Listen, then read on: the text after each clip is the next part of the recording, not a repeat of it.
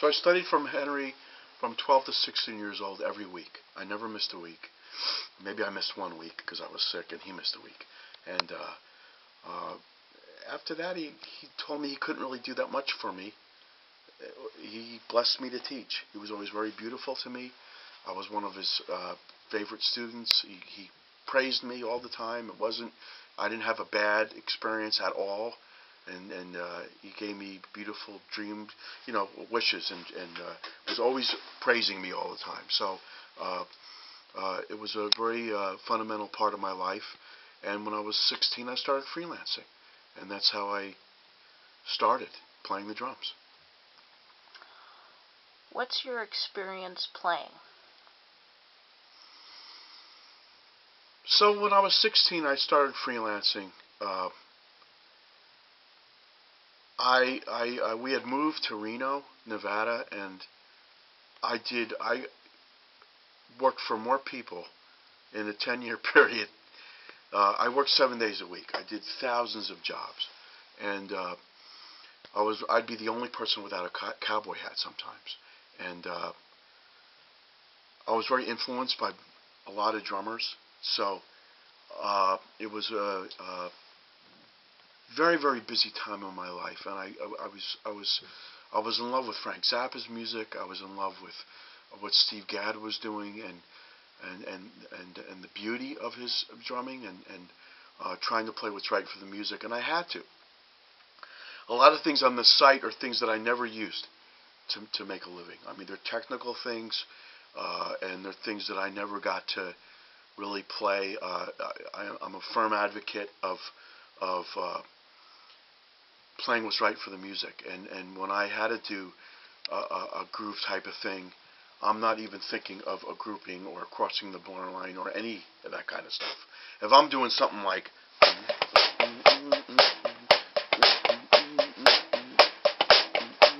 I'm just going to stick there. I'm not even thinking anything technical. So I learned on the job, and I got to read a lot of notes. I'd be up all night, sometimes with fright, and they'd throw the book at me, and it would be a star that we know from TV or whatever. And unfortunately, I don't know if that really exists anymore out there, but I got to make a lot of people's scenes, and I did. And it made me a better musician.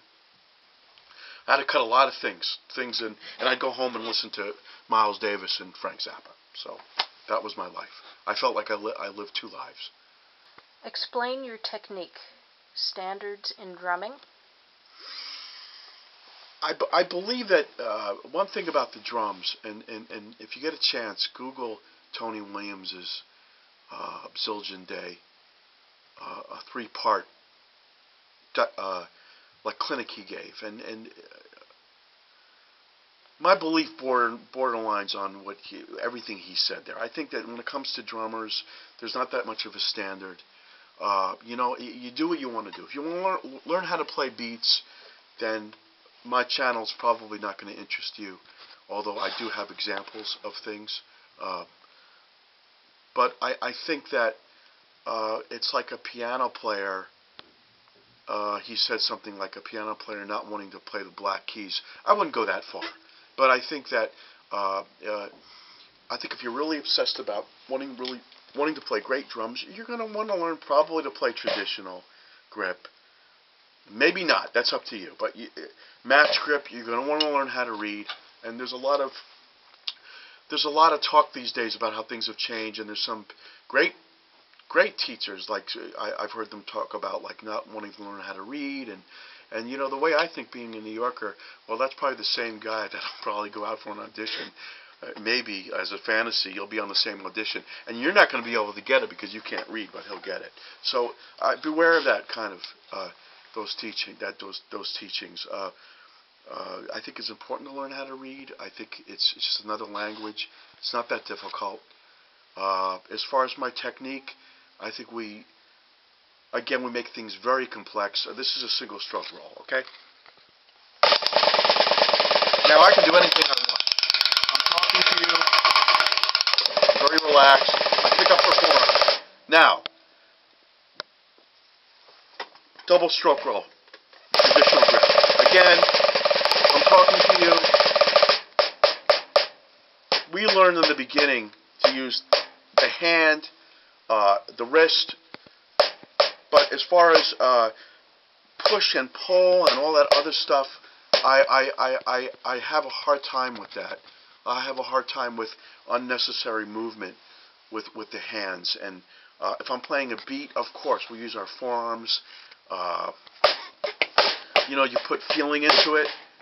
It's got nothing to do with, I'm not talking about that. I'm talking about learning technique and to be able to do what I want to do in my dreams.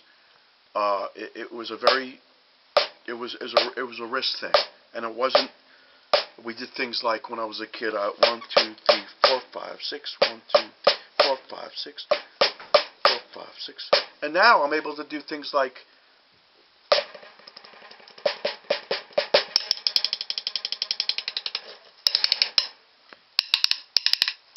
anything that comes to my mind. I mean, anything that comes to my mind, I can do it. Volume. So to me, it's physics. It's less movement, the better. And I hear a lot of stuff out there, and the best drummers that I've ever seen, whether it's been Vinny or Tony or Steve Gadd and Buddy Rich, these guys all look the same to me. It's not like, I mean, it looks so natural to me. It's like even when they're riding, it's like they're not doing all this, a lot of movement. I mean, I'm not talking about grooving or moving around on the cymbals, but I think in the beginning it's important to isolate, and I think it's right here. I think a lot of stuff is right here, and if I can go, which is very loud actually on this drum, and John Bonham is another guy. If you watch John, he was grooving right here, and so I think as far as standards, that I think there is a standard, and hopefully, if you want to be a great drummer, you'll embrace some of this stuff, and whether it's technique and what Henry Adler taught, which again I think is a lost art. And I think I'm one of the few people that can teach it. And who are your influences? Well, me and my dad were living at the President Hotel in 1972, and I'll never forget it. He had a set of albums, and one of the albums was Ego by Tony Williams. That was actually in the bin at Colony. Maybe I even picked it up, and I fell in love with Tony Williams' playing. I was probably 10 years old. 11 years old, and I never heard anything like that. And I was obsessed anyway, but I wasn't really serious yet. And I think another album was Santana, maybe Abraxas, and I think I took off like a rocket. After I heard Tony Williams' Lifetime, I remember another moment was in 1975 when I heard Terry Bozzio on the Zoodlers album, which I had never heard a rock drummer play like that before. Which led me to Zappa's music and led me to Carl Palmer and Emerson Lake Palmer's music, and of course Vinny with Frank and Steve Gadd, what he did with Chick, that led me into the whole funk thing, and I have to say also I was kind of like a method actor. I remember. I'd copy albums, and Tony Williams talks about this. I'd actually copy these guys and play solos like them, and I think I even got my hair permed once because I saw Steve's hair, like in a big hairstyle. It was like being a method actor, and then there's nothing wrong with that. There's nothing wrong with copying people and then doing your own thing. And which I don't know what my own thing is. I think it just comes out in my playing, and but yeah, those guys. Jack DeJohnette was another big influence. Of course, Elvin Jones, and Crossing the Bar Line. I think conforming to normalcy was never. I'm not talking about playing time, but as far as the improvisational thing, Crossing the Bar Line was very natural to me, and so I ate up drummers that did it, such as Elvin, and guys that did just play in a very strict pattern, but played what they felt and always had a pulse. So yeah, those were my biggest influences, and I continue to love what some of these guys that are still alive are doing now. Okay, and the last one says, explain keys to some of the videos. So, crossing the bar line? So crossing the bar line is, that's easy. Say we have to start working on it anyway. Not that it may not be easy, but let's say 1, 2, 3, 4, 1, 2, 3.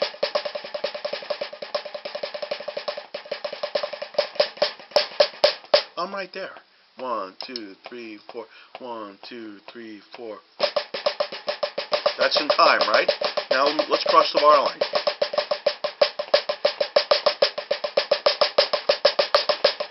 So a good way to work on that, to start that, is do things like this. 1, 2, 3. A syncopation pattern. 1, 2, 3, 4. 1, 2, and 3, and 4, and 1, 2, and 3, and 4, and 1. Just do syncopation patterns like from the 4/4 book, and just play patterns that don't end on 1 or bypass the 1. So you're getting things like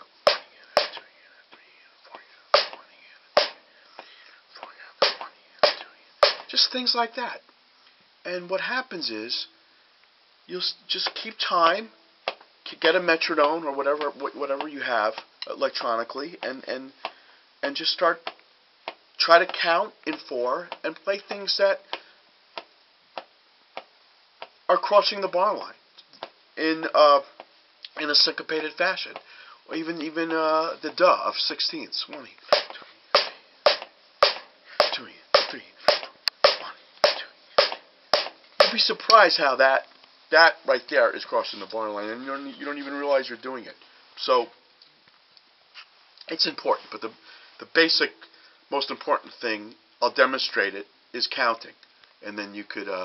And then it comes natural to you. And of course, listening to people like Elvin and guys that did it and made music out of it.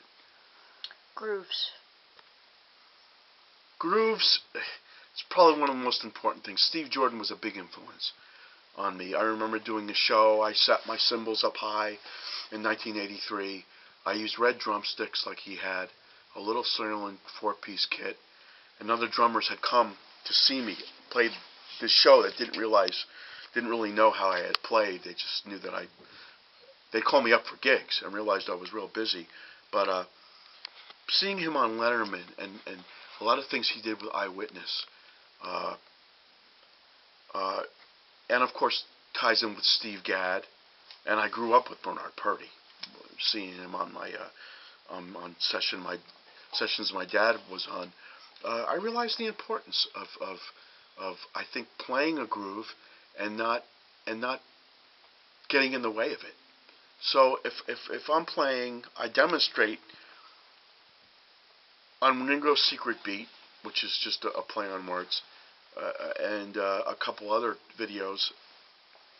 I play a groove in 9, and I'm not even thinking. I'm not thinking of anything else. I'm just thinking the main thing of a groove is to groove. Listen to old James Brown, and you don't think anything else. You're not thinking about groupings or anything to get in the way of making people feel good. And that's the most important thing. Very important. Time is probably the most important thing we do as drummers. And you'll do the most.